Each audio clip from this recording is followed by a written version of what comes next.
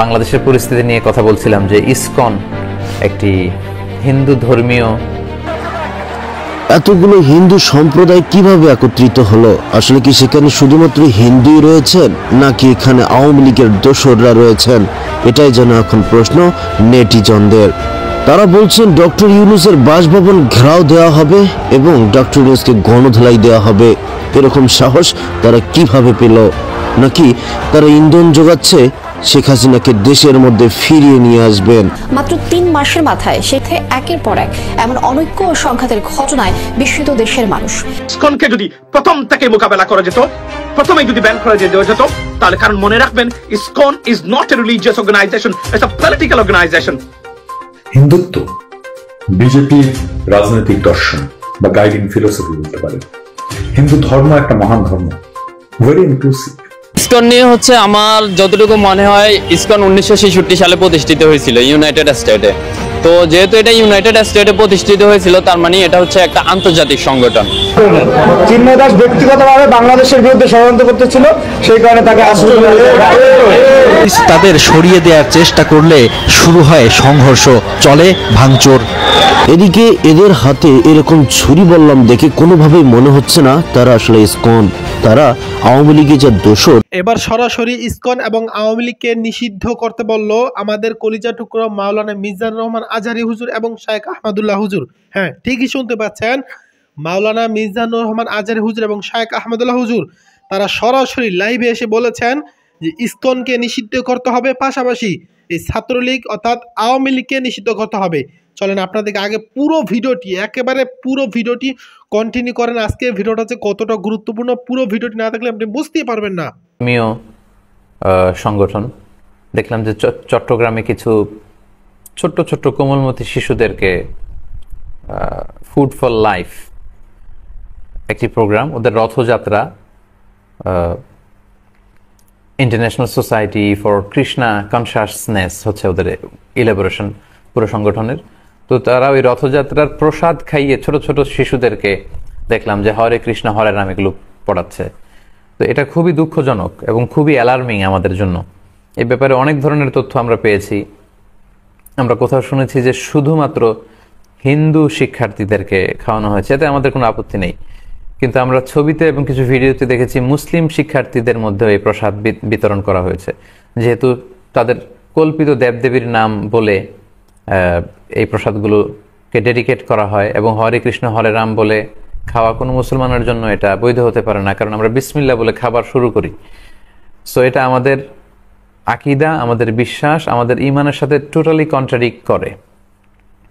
তো যদি সত্যিই কোনো মুসলমান শিশু সন্তানকে, কোমলমতি শিশুদেরকে তারা ছলে বলে কৌশলের আশ্রয় নিয়ে এটা করে থাকে, এটা খুবই খারাপ একটি ন্যাক্কারজনক কাজ করেছে। আমরা এটার তীব্র প্রতিবাদ জানাই এবং আশ্চর্য হচ্ছি যে কোনো মুসলিম ছাত্রছাত্রী যদি এটা গ্রহণ করে থাকে, তাহলে একটি মুসলিম শিক্ষা প্রতিষ্ঠানে এটা কিভাবে সম্ভব? সেখানকার প্রিন্সিপাল, সেখানকার গভর্নিং বোর্ডের মেম্বারদের অনুমতি ছাড়া কিভাবে এই কাজটি আঞ্জাম দেওয়া হয়েছে?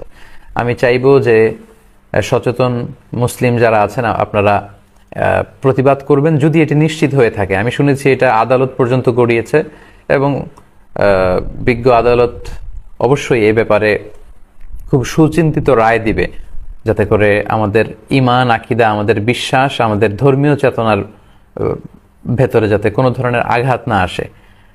আমরা চাইবো যে আবহমান কাল থেকে আমরা হিন্দু, বৌদ্ধ, খ্রিস্টান একসাথে ছিলাম, যে যার ধর্ম পালন করেছি, কিন্তু অন্যের ধর্মীয় বিষয়ে আমরা কখনো বাধা দেইনি।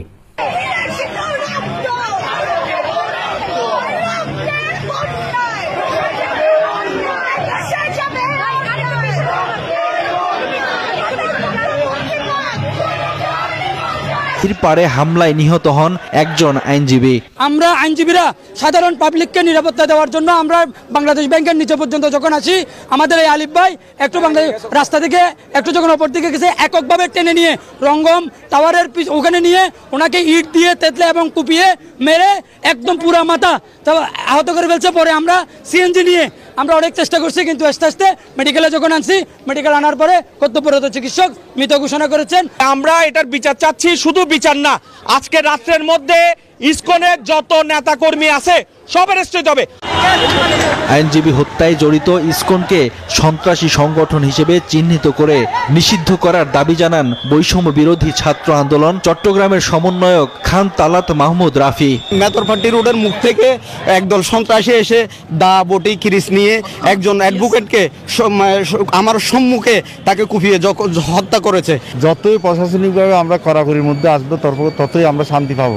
ইসকনের বহিষ্কৃত নেতা চিন্ময় দাস পরিকল্পিতভাবে দেশে অরাজকতা সৃষ্টির পায়তারা করছেন বলে দাবি করেন চট্টগ্রাম মহানগর জামায়াতের আমির। এই ঘটনাকে কেন্দ্র করে উত্তেজনা ছড়িয়ে পড়েছে গোটা চট্টগ্রামে। পরিস্থিতি মোকাবিলায় 7 প্লাটুন বিজিবি মোতায়েন করেছে জেলা প্রশাসন। এদিকে আইনজীবী হত্যা ও দোষরদের গ্রেপ্তারের প্রতিবাদে আদালত বর্জনের কর্মসূচি ঘোষণা করেছে জেলা আইনজীবী সমিতি। তারা আরো বাইরে থেকে আরো অনেকগুলো সদস্য থেকে এখানে জড়ো করে তারা কোর্ট বিল্ডিং এর বিভিন্ন স্থাপনার মধ্যে হামলা করে এবং এক পর্যায়ে ওখান থেকে নেমে যাওয়ার পরে আমাদের মুসলিমদের প্রাণের স্পন্দন আমাদের মসজিদে ওরা হামলা করে। দেশবাসীর কাছে জানাতে চাই সবাইকে ধৈর্য ধরার জন্য, আইনগত ব্যবস্থা নেওয়ার জন্য, কোনো শৃঙ্খলতা না দেখিয়ে আইন শৃঙ্খলা বাহিনী যেভাবে অ্যাডভান্স হয় তাদেরকে সহযোগিতা করার জন্য। যদি প্রথম থেকে মোকাবেলা করা যেত, প্রথমে যদি ব্যান করে দেওয়া যেত, তাহলে কারণ মনে রাখবেন ISKCON is not a religious organisation, it's a political organisation. এটা পলিটিক্যাল অর্গানাইজেশন এবং দে উইল ক্রিয়েট, এবং তারা বাংলাদেশের উপস্থিতিটা হলো অন্য দেশের উপস্থিতির তুলনায় ভিন্ন। এরা এখানেও তাদের উপস্থিতি সরব আছে আমেরিকাতে, এবং তারা এখন এখানে তারা এই প্যাকের মতো টাকা পয়সা পলিটিশিয়ানদের দেওয়া শুরু করেছে এবং ফান্ড রেডি করে এই ফান্ডটা তারা বিভিন্ন ধরনের কংগ্রেসম্যান সেনেটরদেরকে দেয় তারা, কেননা এদেরকে দিয়েই তারা এই বক্তব্যটা দেওয়ায়। আমি বলছিলাম যে দে আর ডেঞ্জারাস। তারা বাংলাদেশকে তারা চায় অখণ্ড ভারত। 99% হিন্দু সনাতন ধর্মের যারা আছেন, আমি sorry let me make myself correct, কমপক্ষে 75% সনাতন ধর্মের ভাই বন্ধুরা যারা আছেন তারা বাংলাদেশে থাকেন, স্বপ্ন দেখেন তারা ভারতে আছেন। তারা স্বপ্ন দেখেন ভারত একসময় বাংলাদেশ ভারতের অধিভুক্ত হবে, এদেশটা আপনার ভারত হবে, এদেশে আমরা সবকিছু করব, এদেশে আমরা নিয়ন্ত্রণ, এভাবে তারা স্বপ্ন দেখেন 24 আওয়ার্স। আজকে 3.5 মাস পরে এসে অস্থিতিশীল বাংলাদেশ আবারও রীতিমতো ভয়ঙ্কর ষড়যন্ত্র বাংলাদেশের বিরুদ্ধে। 18 কোটি মানুষ, 40 কোটি মানুষের বিরুদ্ধে। আমি বলেছিলাম যে বাংলাদেশ মুক্ত হয়েছে ফেসিস থেকে, বাট ভবিষ্যতের যে ভয়ঙ্কর ষড়যন্ত্র বাংলাদেশ দিকে আসতেছে, এটা ফেস করা বা এটার কোন কেস স্টাডি করেছেন কিনা এই গভর্নমেন্ট। তারা যদি মনে করেন শেখ হাসিনা চলে গেছেন, that's the end of the story, that's not the end of the story, this is the beginning of the story for Bangladesh. এটা আমি বলেছিলাম বারবার আমরা যে এমন কিছু আসবে, কেননা মনে রাখবেন যে যারা অস্তিত্বহীন হয়েছে তারা আসলে কারা, এটার উপরে কোনো কেস স্টাডি হয়েছে কিনা, SWOT অ্যানালাইসিস হয়েছে কিনা, যে what is there problems and can they return, if they return how they can return, who they will use to return into Bangladesh, এই কেস স্টাডি হয়েছে কিনা। আমি সরকারের ইন্টেলেকচুয়াল গ্রুপ যারা আছেন তাদের প্রতি বলতে চাই, করেছেন কিনা এটা, বুঝেছেন কিনা এটা।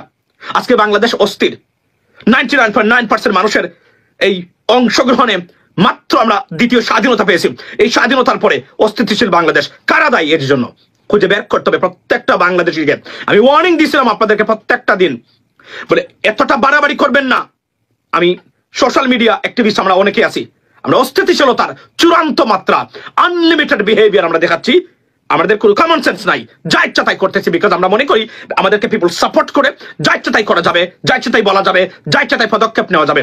একটা ভয়ঙ্কর ফ্রাজাইল সিচুয়েশনের উপর দাঁড়িয়ে বাংলাদেশ, এই অবস্থার মধ্য দিয়ে আমরা কোনো কমন সেন্স আমরা অ্যাপ্লাই করতেছি না। দেশের বিরুদ্ধে আমরা সীমাহীন ধরনের অপপ্রচার এবং প্রপাগান্ডায় লিপ্ত এই সরকারের বিরুদ্ধে আমরা বারবার বলেছিলাম, if this government fails ladies and gentleman will be fail forever. এটা বিএনপির তারেক রহমান সাহেব, জনাব তারেক রহমান, উনিও বলেছেন যে এই সরকার যদি ফেল করে ভয়ঙ্কর আপনার এই ব্যর্থতা বা ফেইলিওর আমাদের সামনে আছে। ওয়াই? বারবার আমরা বলছি যে ভারত কেন্দ্রিক যে গোষ্ঠীটা, এরা কখনোই ছেড়ে দিবে না, কারণ এদের সীমাহীন পরাজয় ঘটেছে বাংলাদেশে।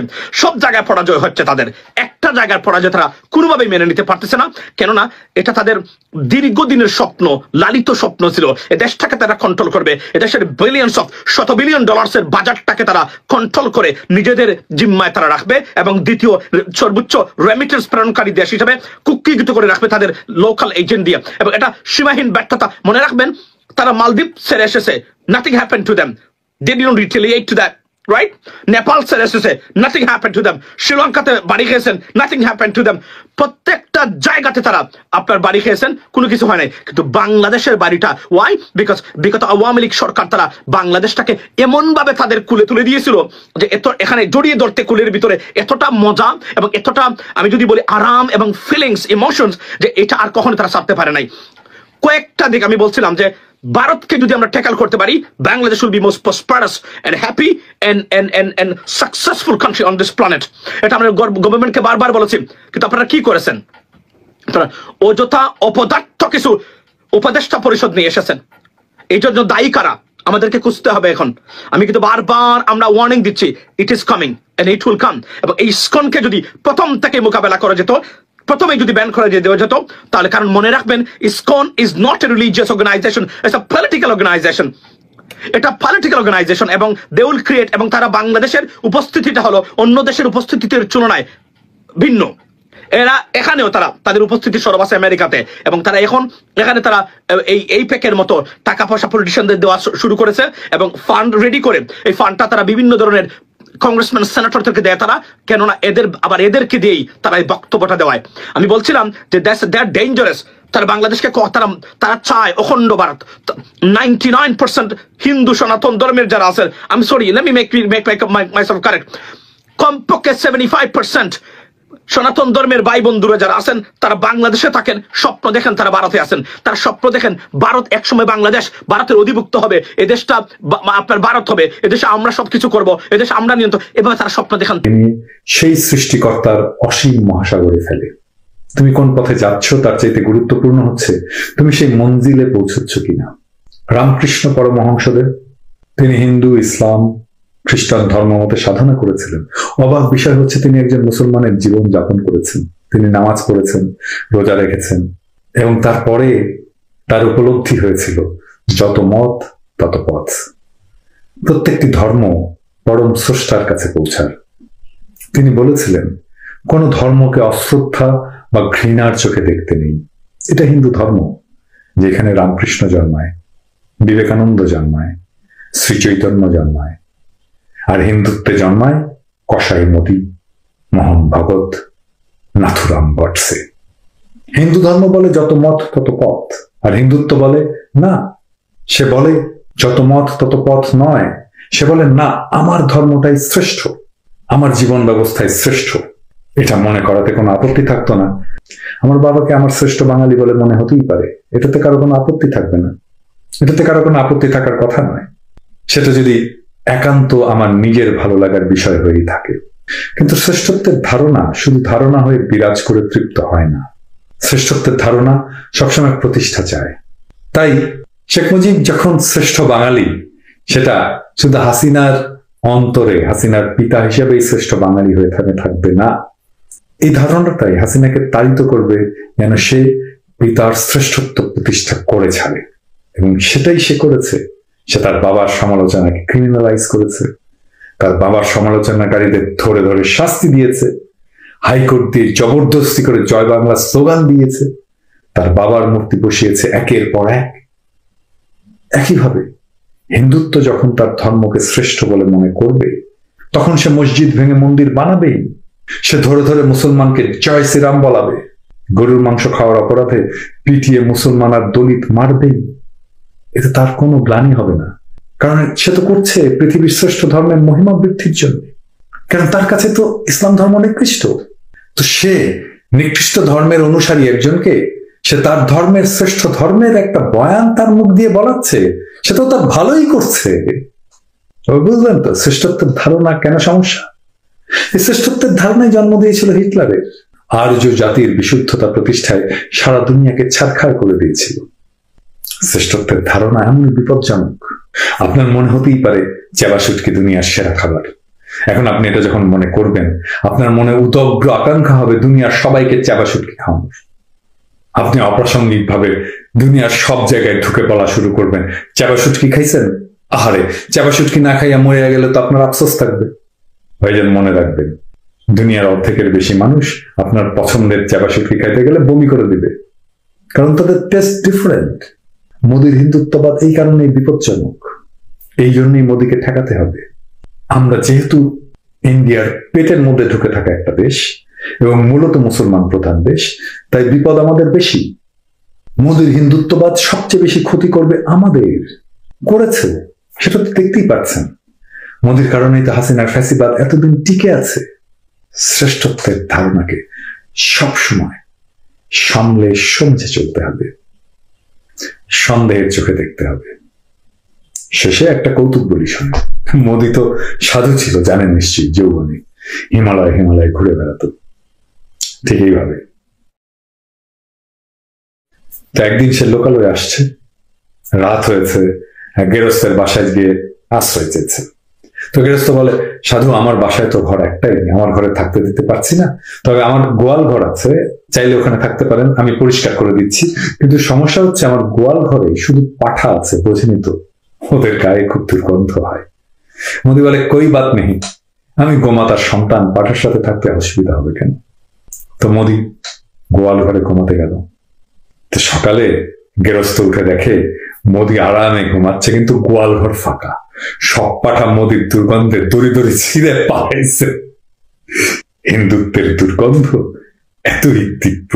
ইসলাম যে আন্দোলন করছে বাংলাদেশ সরকারের বিরুদ্ধে নয়, ইসলাম যে শেখ হাসিনার সরকারকে শক্তিশালী করার জন্য। এই ধরনের বক্তব্য কখন দিল আমি জানি না, সেটা কারণ হচ্ছে যে এটা কোনো মানে রিউমার কিনা, না আমি এই ধরনের বক্তব্য শুনি নাই। পিপলের এক্সক্লুসিভ একটা ভিডিও একটু আগে গেছে, সেখানে আমিও আগে জানতাম না। এই বক্তব্যটা উনি 2021 সালে রক্তের শারদে ওই প্রোগ্রামে দিয়েছেন। চিন্ময় বাবুর একটা বক্তব্য শুনলেন যে ইসকন এই দেশে প্রতিষ্ঠিত হয়েছে শেখ হাসিনাকে ক্ষমতায় রাখার জন্য, এই শব্দটা ভিডিওতে শুনেছেন, তার হাতকে শক্তিশালী করার জন্য। তাহলে কি ইসকন কি রিলিজিয়াস অর্গানাইজেশন হলে সেটার প্রতিনিধি হিসেবে তিনি কি এটা বলতে পারেন? আচ্ছা, 2021 সালে তো তিনি আমাদের জোটের মুখপাত্র ছিলেন না, আমাদের জোটের মুখপাত্র ওই ব্যক্তিকে জোটের মুখপাত্র বানিয়েছেন যে 2021 সালে বলেছে শেখ হাসিনার হাতকে শক্তিশালী করার জন্য ইসকন প্রতিষ্ঠিত হয়েছে। তাকে আমরা মুখপাত্র বানানোর পরে তিনি এই ধরনের কোনো বক্তব্য দিয়েছেন কিনা? এই বক্তব্য অনেক আগের বক্তব্য, আমি আগে বলেছি যে এই ধরনের বক্তব্য উনি গত 3 মাসে দেন নাই। কোন আসলে কি করতে চায় বড় প্রশ্ন, আমি ছোট করে একটা কারণ রয়েছে কথাটা জিজ্ঞাসা করার জন্য আপনার কাছ থেকে। এটা যদি জিজ্ঞাসা করে শুরু করি, ইসকন বাংলাদেশে কি করতে চাচ্ছে, ইসকনের আন্দোলনটা কিসের জন্য? ধন্যবাদ।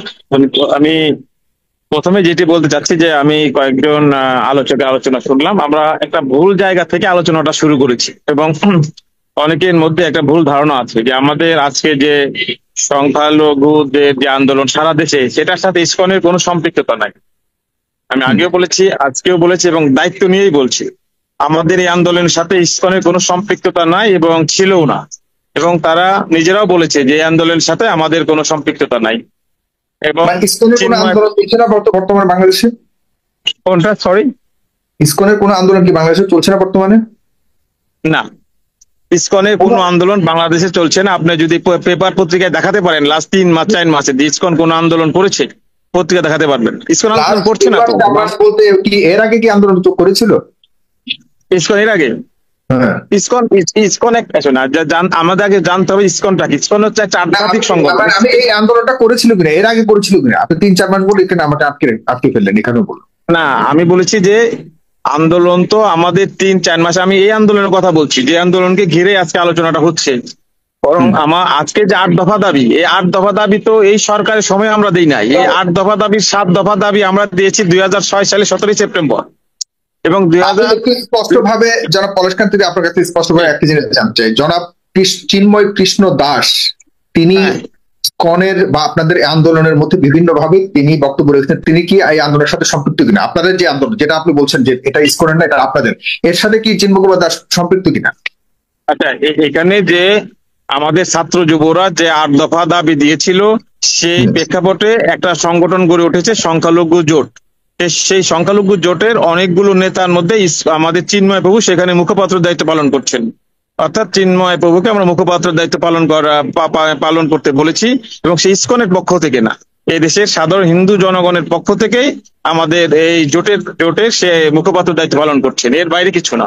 এবং এখানে ইসকনের কোনো সমর্থন, ইসকনের তিনি নেতা, সেই ইসকনের কিন্তু মানে চট্টগ্রাম বিভাগীয় নেতা ইতিমধ্যে কিন্তু তাকে সেই পদ থেকে আমাদের সাথে আন্দোলন করার কারণে কিন্তু তাকে সেই পদ থেকে অব্যাহতি দিয়েছে। তো ইসকনের যে অ্যাক্টিভিটি বাংলাদেশে কর্মকাণ্ড রয়েছে, আপনাদের ইসকন সম্পর্কে আরো জানতে হবে, আরো পড়তে হবে, আরো বুঝতে হবে। ইসকন সম্পূর্ণ একটা ধর্মীয় সংগঠন এবং আধ্যাত্মিক সংগঠন, এবং ইসকন কোনো প্রকার রাজনৈতিক সংগঠন না, তার রাজনীতি মুক্ত সংগঠন, এবং এখানে কেউ রাজনীতি করেও না। প্রতিষ্ঠিত হয়েছে শেখ হাসিনাকে ক্ষমতায় রাখার জন্য, এই শব্দটা ভিডিওতে শুনেছেন, তার হাতকে শক্তিশালী করার জন্য। তাহলে কি ইসকন কি রিলিজিয়াস অর্গানাইজেশন হলে সেটার প্রতিনিধি হিসেবে তিনি কি এটা বলতে পারেন? আচ্ছা, এরপর যদি রিলিজিয়াস অর্গানাইজেশন হয়েও থাকে, আচ্ছা এই ধরনের হ্যাঁ পরশকান্তি এই ধরনের বক্তব্য কখন দিল আমি জানি না সেটা, কারণ হচ্ছে যে এটা কোনো মানে রিউমার কিনা না, আমি এই ধরনের বক্তব্য শুনি নাই। পিপলের এক্সক্লুসিভ একটা ভিডিও একটু আগে গেছে, সেখানে আমিও আগে জানতাম না। এই বক্তব্যটা উনি 2021 সালে রক্তের শারদে ওই প্রোগ্রামে দিয়েছেন। আচ্ছা না, আমি এই সময়টা 2021 সালে সেটা বলেন। হ্যাঁ, 2021 সালে সে বলেছে যে হলো শেখ হাসিনা ইসকন না 2021 সালে তো আমি শেষ করি। 2021 সালে তো তিনি আমাদের জোটের মুখপাত্র ছিলেন না। আমাদের ওই ব্যক্তিকে জোটের মুখপাত্র বানিয়েছেন যে 2021 সালে বলেছে শেখ হাসিনার হাতকে শক্তিশালী করার জন্য ইসকন প্রতিষ্ঠিত হয়েছে, তাকে আপনারা মুখপাত্র বানিয়েছেন। এখন জিনিসটা হচ্ছে যে ওই সময় তারা তাদের 21 সালের চিন্ময় প্রভু এবং ওই সময় তার বক্তব্যের কোনো দায়িত্ব আমরা নিব না। আমাদের দায় হচ্ছে যে তাকে আমরা মুখপাত্র বানানোর পরে তিনি এই ধরনের কোনো বক্তব্য দিয়েছেন কিনা, এই বক্তব্য অনেক আগে বক্তব্য। আমি আগে বলেছি যে এই ধরনের বক্তব্য গত 3 মাসে দেন নাই। আপনি ওই সময়ের বক্তব্যের দায় নিবেন না, এখন আবার তিনি ওলট পালট বক্তব্য দিচ্ছে, এখনটাও নিবেন না। আবার এখন বলছেন উনি ইসকনের কেউ না, 21 সালের কথা বলছেন, তখনও ইসকনের কেউ ছিল না। তো তখন উনি ইসকন ছিলেন। আমি বলি আচ্ছা বলেন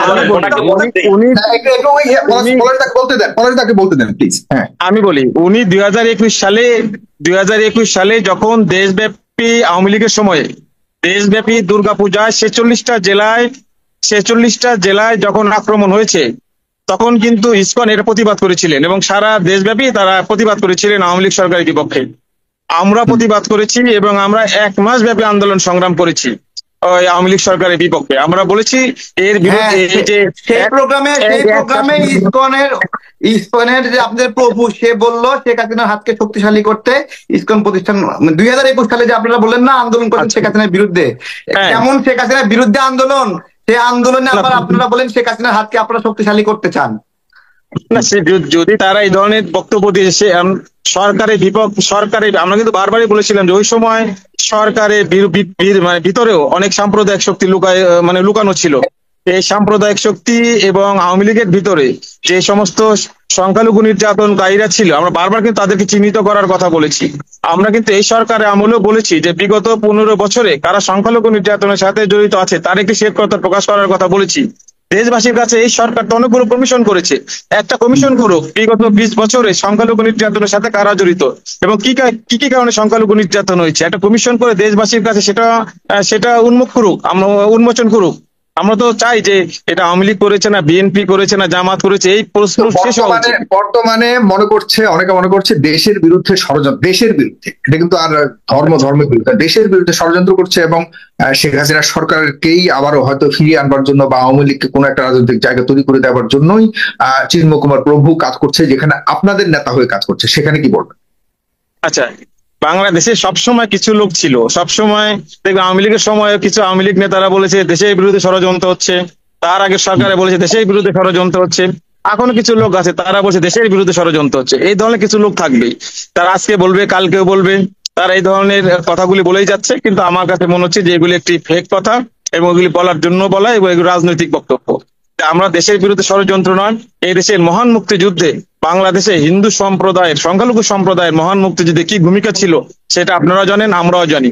তাই আমরা দেশকে ভালোবাসি, দেশে থাকতে চাই, দেশে থাকার জন্য একটি সংখ্যালঘু বান্ধব যে একটি বাংলাদেশ প্রতিষ্ঠা করতে চাই, সংখ্যালঘু নির্যাতন মুক্ত একটি বাংলাদেশ প্রতিষ্ঠা করতে চাই। আমাদের মূল আন্দোলনের মূল বিষয়টি হচ্ছে মূল জায়গাটি হচ্ছে যে একটি সংখ্যালঘু নির্যাতন মুক্ত বাংলাদেশ প্রতিষ্ঠা করতে চাই।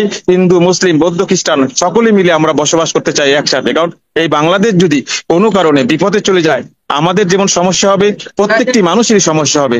আমরা চাই বাংলাদেশের জায়গায় থাকবে, অসাম্প্রদায়িক চেতনার বাংলাদেশ থাকবে, যে বাংলাদেশে হিন্দু, মুসলিম, বৌদ্ধ, খ্রিস্টান সকলে মিলেমিশে থাকবে।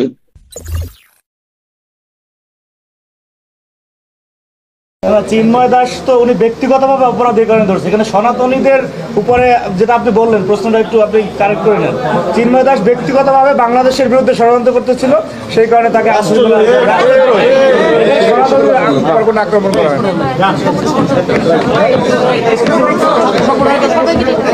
ভাই আপনারা প্রশ্ন করেন ছাত্র সংগঠন, এখানে ছাত্র জাতীয়তাবাদী ছাত্র দল বা ইসলামী ছাত্র শিবির বা হচ্ছে বাংলাদেশ ছাত্র সমাজ ছাত্র আন্দোলনের ব্যানারে যে আন্দোলন করেছিল, সেই ছাত্র সংগঠনগুলি মনে করতেছে যে এই মুহূর্তে হাসিনা পালিয়ে যাওয়ার পরে তার দোসর এবং চালাচুবান্ডাদের মাধ্যমে বাংলাদেশে যে আরেকটি অস্থিতিশীল পরিস্থিতি তৈরি করার গভীর ষড়যন্ত্র চলতেছে, সেই মুহূর্তে এই ছাত্র সংগঠনগুলি মনে করছে যে না, এই মুহূর্তে আমাদেরকে আবারও বসা দরকার, এবং সেই প্রক্রিয়ার ধারাবাহিকতা আজকে আমরা এখানে বসেছি। বৈষম্যবিরোধী ছাত্র আন্দোলনের সমন্বয়ক সহ কেন্দ্রীয় নেতৃবৃন্দ এবং 19টি ছাত্র সংগঠন এখানে আছে।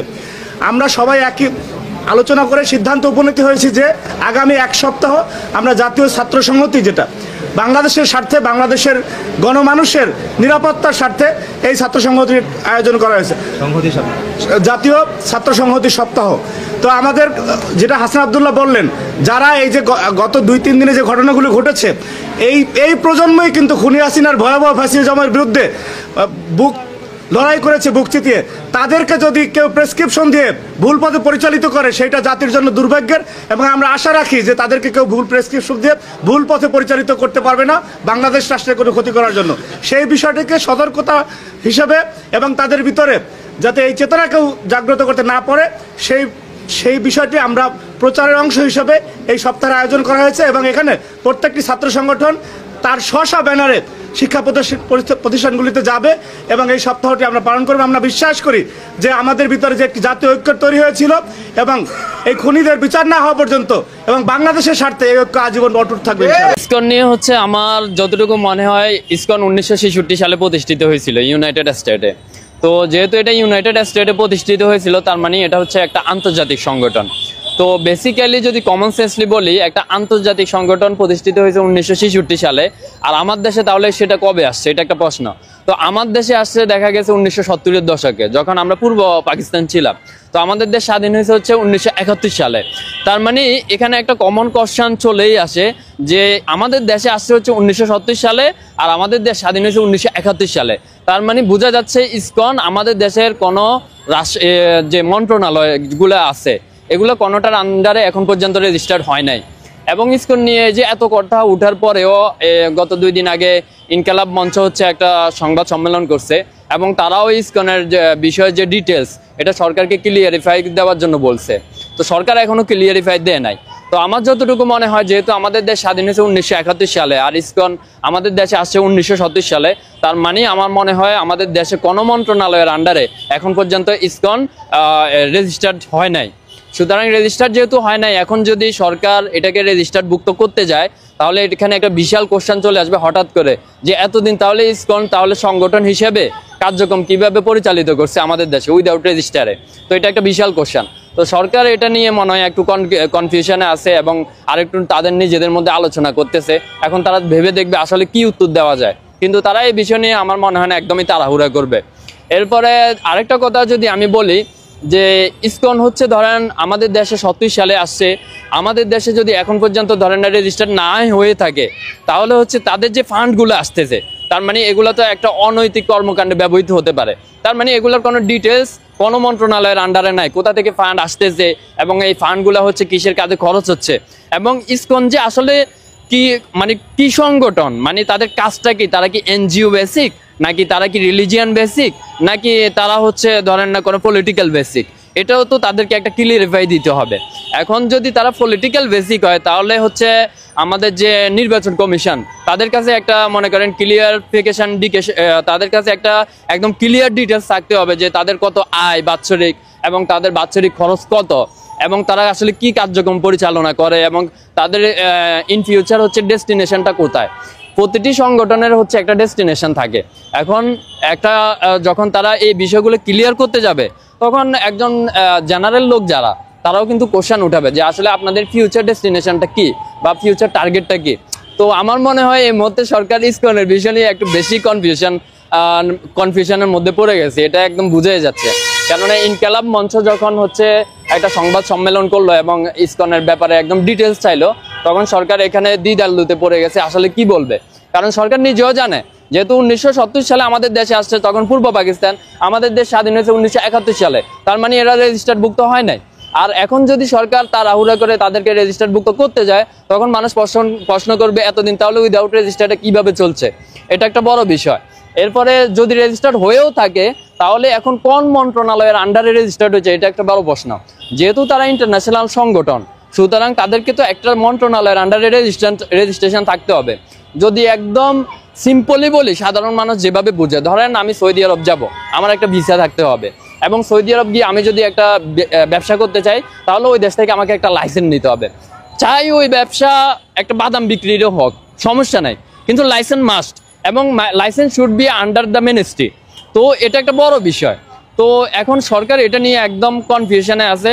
আমার মনে হয় এই যে আজকে যে প্রোগ্রামটা আপনারা দেখেছেন কাওমি মাদ্রাসা, বর্তমানে ঢাকা শহরে অনেক জ্যাম, অনেক ট্রাফিক, এবং এরকম একটা সময়ে ঢাকা ডিএমপি মানে ট্রাফিক বিভাগ যেটা, ঠিক আছে, ট্রাফিক মন্ত্রণালয়, তারা কিন্তু এরকম একটা তারা দেখতেছে ঢাকা শহরে ট্রাফিকের পরিস্থিতি খুবই খারাপ।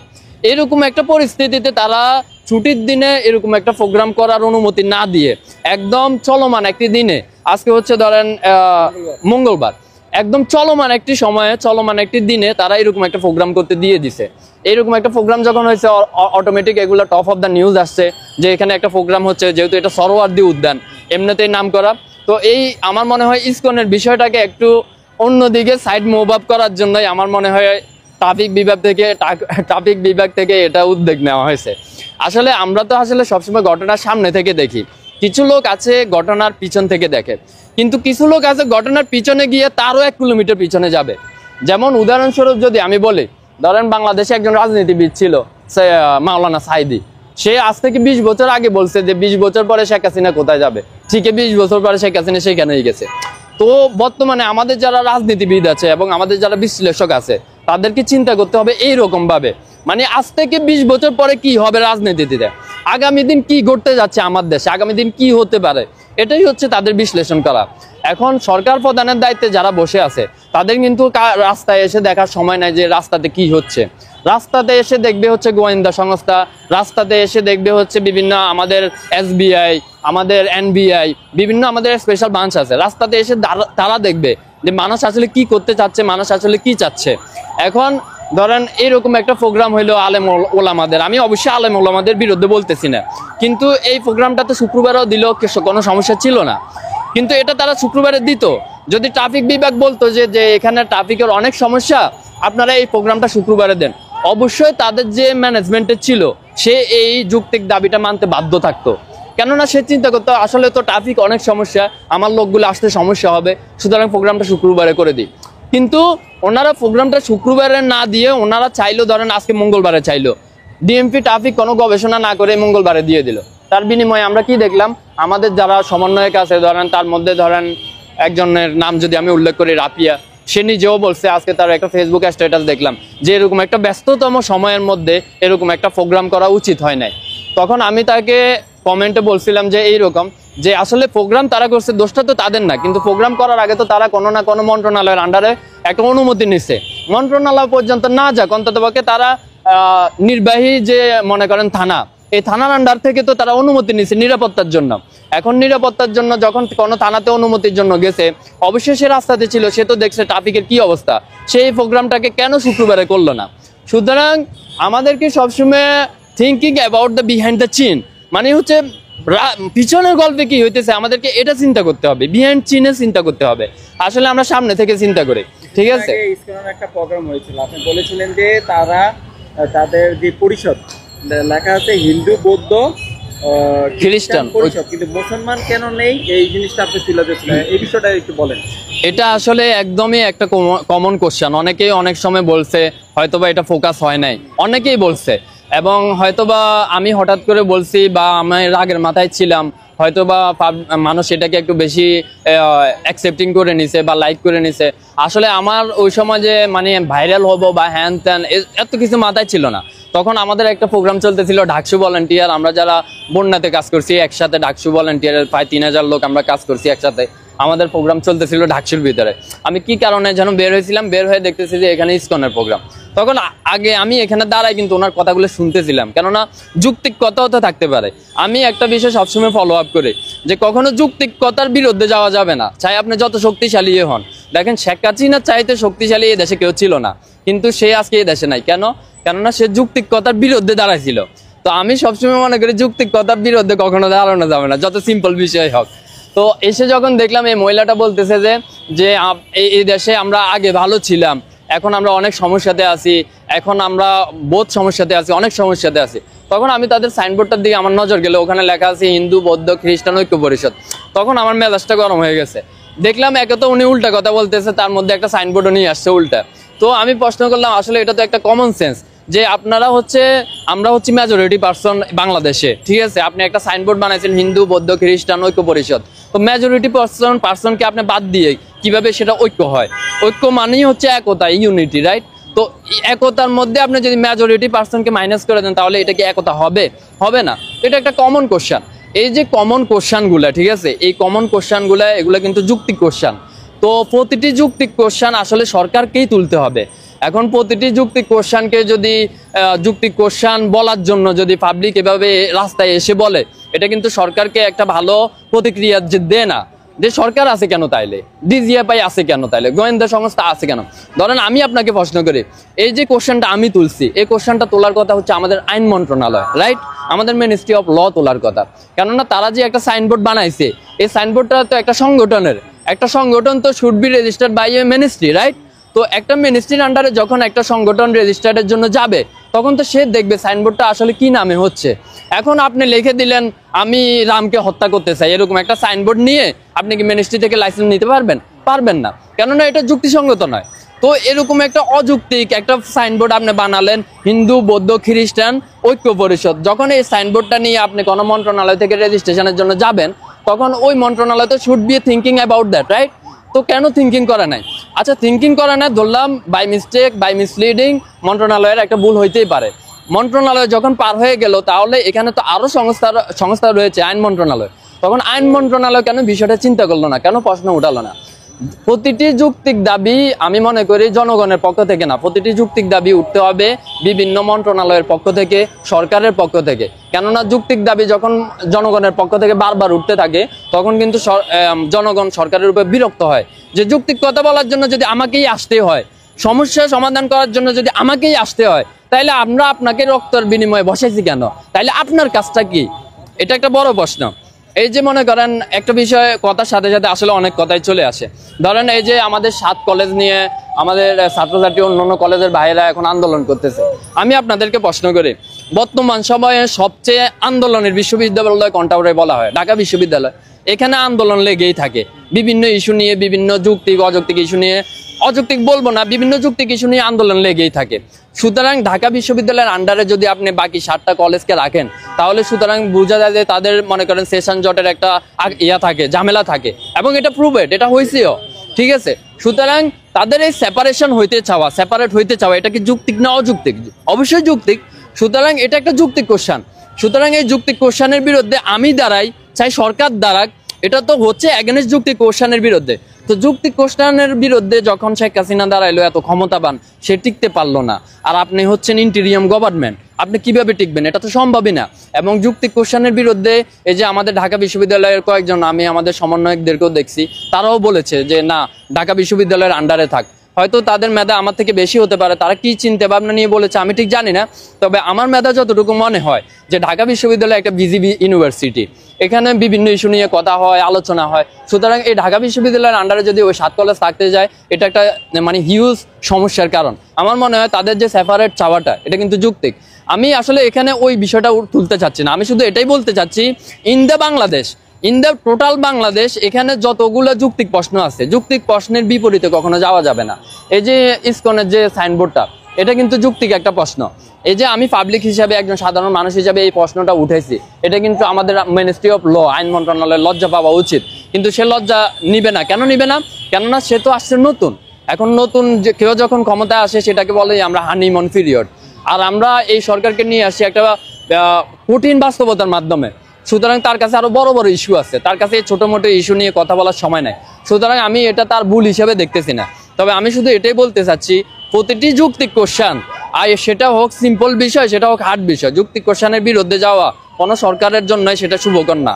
এটা আপনি যতই ভালো হন, আপনার নিজের পায়ে নিজের কুড়ালের মারা হবে, ঠিক আছে? আপনি যদি দেখেন আমাদের যে আন্দোলনটা শুরু হয়েছিল, কোটা আন্দোলন ছিল, এটা কি যৌক্তিক ছিল না? অবশ্যই যৌক্তিক ছিল। তারা চাকরির জন্যই তো আসছিল, যৌক্তিক ছিল। আপনি যখন যৌক্তিক দাবির বিরুদ্ধে গিয়ে দাঁড়াইছেন, তখন এটা ঘুরে গেল কোথায়? সরকার পতনের দিকে। তাইলে এই যে যৌক্তিক দাবির বিরুদ্ধে দাঁড়িয়ে আপনি কি করলেন? নিজের পায়ে নিজেই কুড়াল মারলেন।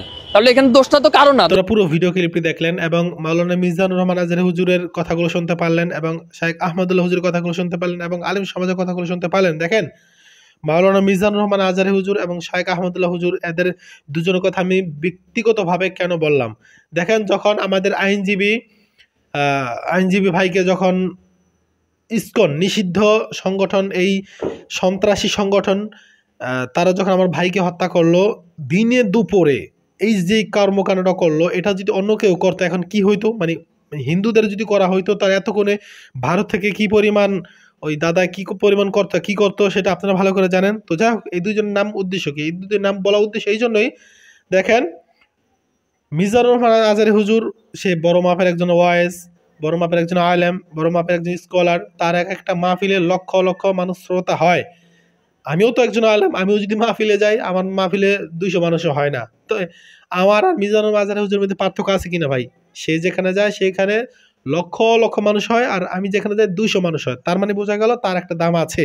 আলাদাভাবে ব্যক্তিগতভাবে মামুনুল হক, ফজল করিম, চরমনাই পীর সাহেব, তারপরে জামাত ইসলাম নেতাকর্মীরা বা অন্যান্য নেতাকর্মীরা, তারা কিন্তু সবাই কিন্তু এটার বিরোধিতা করেছে। তবে তার মধ্যে অন্যতম হচ্ছে শাইখ আহমদুল্লাহ হুজুর। শাইখ আহমদুল্লাহ হুজুরের নাম এবং মিজানুর আজহারী হুজুর নাম বারবার বলতেছি এজন্য যে তাদেরকে আমরা কিন্তু আলাদাভাবে তাদের একটা কথা আমরা গ্রহণযোগ্য মনে করি। এই জন্য কিন্তু তাদের নামটা বারবার আমরা কি বলতেছি, বা হেডলাইনে বা উপরে থাম্বনেইলে আমরা দেওয়া কিছু ছবি দেওয়া আছে। তো কথা হচ্ছে, এই ইসকন হচ্ছে এতটাই এমন একটা জঘন্যতম সন্ত্রাসী সংগঠন, যেটা আমার আর মুখে বলার দরকার পড়বে না, কারণ আপনারা এটা ভালো করে বুঝে গেছেন। দেখেন, সন্ত্রাসী যদি সংগঠন না হইতো, ওদের যে ওই যে বলৎকার করছে, যেই কি বলবো, আরে জানোয়ার বলবো না, আর কি বলবো তাও বলতে পারতেছি না, চিনবো না কি জানে, এটার নাম দাস। ওই যে জানোয়ার, ও যে ছেলেদেরকে বলৎকার করছে আর বহু পাপে লিপ্ত, তারপরে ও হচ্ছে আমাদের বাংলাদেশকে অপমান করেছে, বাংলাদেশের পতাকাকে অপমান করে কথা বলেছে। এই জন্য কিন্তু অবশ্যই শাস্তি পাওয়া উচিত। ওদের যদি বুকে দম থাকে, আইনি শক্তি থাকে ওদের মধ্যে, তাহলে ওরা এইভাবে মানুষদেরকে, আমাদের ভাইকে হত্যা না করে, তুই ভ্যানগুলো আটকে তারা সরাসরি মানে আইনি লড়াই করে তারপর তারা তাদের পারলে তাদের বাপারে ছাড়াই নে, সেটা না কইরা আমাদের ভাইরে কেমনে দিনে দুপুরে, মানে এগুলো মানে কল্পনাও করা যায় না। মানে চিন্তা ভাবনা করতেছেন, মানে এগুলো কি করছে, চিন্তা ভাবনা আমার মাথায় আসে? আমার তো মাথায় ধরা না, এটা কেমন সম্ভব? এটাও কি সম্ভব? একটা মানুষকে তরতাজা কেমনে কি করে ফেললো, এখন পর্যন্ত কোনো বিচার আমরা পাইলাম না। এদেরকে এখন পর্যন্ত নিষিদ্ধ করতে পারলো না এই বাংলাদেশের অন্তর্বর্তীকালীন সরকার। চিন্তা করতে পারেন? তো ওরা যদি আমাদের মুসলমানের 95% মুসলমানের দেশে বসে ওরা যদি এরকম করতে পারে, তাহলে এরা মানে ভারতে বসে কি আমাদের মুসলমানের উপর কি পরিমাণ নির্যাতন নিপীড়ন করতে পারে, একটাবার শুধু চিন্তা ভাবনা করে দেখেন। ওদের কি করা উচিত? ভাই? এই যে পেশাল সারাদিন পেতে পারবো, কিন্তু ওদের যদি নিষিদ্ধ আমরা না করতে পারি, এই ইসকন মানে আরেকটা কথা বলি, এখানে একটা কথা রয়ে গেছে ভাই। এখন বলবেন যে ভাই, ইসকন এত বছর 16 বছর শুনছি, নাম কমে শুনছি, কিন্তু এর মধ্যে এরকম এত উতরে গেছে বা এত পরিমাণ মানুষ আমরা তো দেখি না। হ্যাঁ, এত মানুষ ছিল না, এখনো নাই। তাহলে কারা? এগুলো হচ্ছে আওয়ামী লীগের লোক। এগুলো কারা ভাই? আওয়ামী লীগের লোক। হ্যাঁ, ঠিকই শুনতে পাচ্ছেন। আপনি বলবেন এই মিয়া, এটা প্রমাণ আছে? প্রমাণ আমি কিন্তু শুরুতে দিছি। দেখতে পারলেন মানে ওই ইসকনের ওখান থেকে 11 জন আওয়ামী লীগের নেতা কর্মীকে গ্রেফতার করেছে পুলিশ। 11 জনকে মানে মেন নেতাদেরকে 11 জন গ্রেফতার করছে। তারপর সামসামসা আছে, এগুলো তো ধরলামই না। তো চিন্তা করতে পারেন, এবার রিস্কাওয়ালা সাইজা কদিন আগে ওই যে বাটপারি করছে। আমরা এত শিক্ষিত অথচ আমরা বেকার। যা দেখ পরবর্তীতে হয় আওয়ামী লীগের বিশাল পদের একজন লোক। কি বুঝলেন? ওরা প্রতিটা যদি 72 মেতররা যদি দেখবেন যে ওরা মানে আন্দোলন করতেছে, তো ওই আন্দোলনের সাথে মনে করবেন বেশিরভাগ হয়েছে এই আওয়ামী লীগের লোক। ওরা এত পরিমাণ নিচু নেমে গেছে, নিচে পতিতালয় যদি দেখেন ওখানে দেখবেন আওয়ামী লীগ, সবই আওয়ামী লীগ। এমন একটা অবস্থা, ধরা ক্ষমতা সারা জীবন খাওয়া খাইছে বসে বসে, সেইটা এখন খাওয়ার জন্য যা মন আছে তারা সেটা করতেছে। আর কোনো কথা না ভাই, ভিডিওটি শেয়ার করে দিবেন। আল্লাহ হাফেজ।